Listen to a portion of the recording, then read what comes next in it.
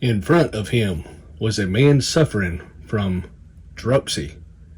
Jesus asked the Pharisees and experts in the law, "Is it lawful to heal on the Sabbath or not?" But they remained silent. So taking hold of the man, he healed him and sent him away. Then he asked them, "If one of you has a son or an ox that falls into a well on the Sabbath day, will you not immediately pull him out?" And they had nothing to say. Parable of the ambitious guest. When he noticed how the guests picked the places of honor at the table, he told them this parable.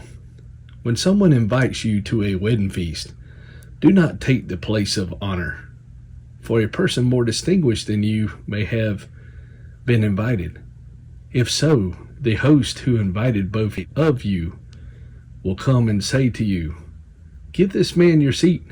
Then, humiliated, you will have to take the least important place.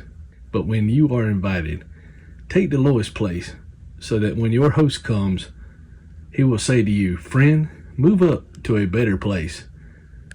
Then you will be honored in the presence of all your fellow guests. For everyone who exalts himself will be humbled, and he who humbles himself will be exalted. Then Jesus said to his host, "When you give a luncheon or dinner, do not invite your friends, your brothers or relatives, or your rich neighbors.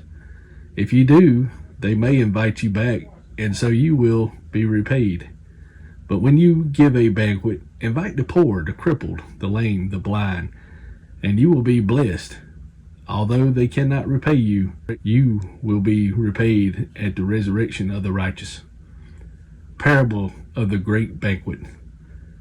When one of those at the table with him heard this, he said to Jesus, "Blessed is the man who will eat at the feast in the kingdom of God." Jesus replied, "A certain man was preparing a great banquet and invited many guests. At the time of the banquet, he sent his servant to tell those who had been invited, 'Come, for everything is now ready.' But they all alike began to make excuses.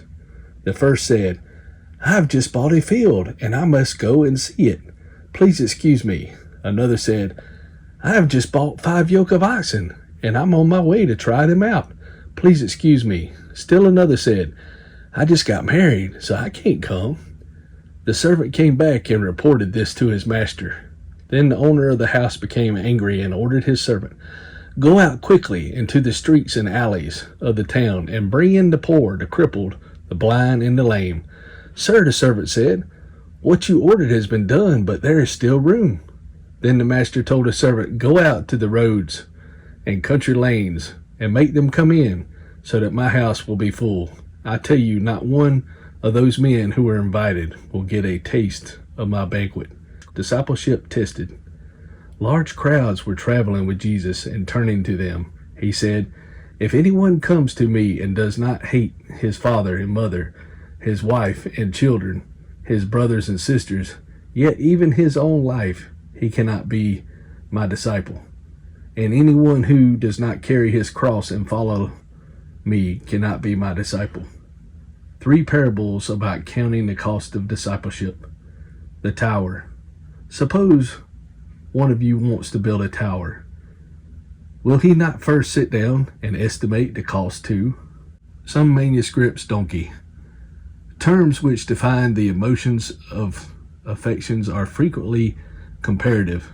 Natural affection is to be as compared with the Christian's devotedness to Christ, as if it were hate, where Christ illustrates this principle in his own person, but in the Lord the natural affections are sanctified and lifted to the level of the divine love.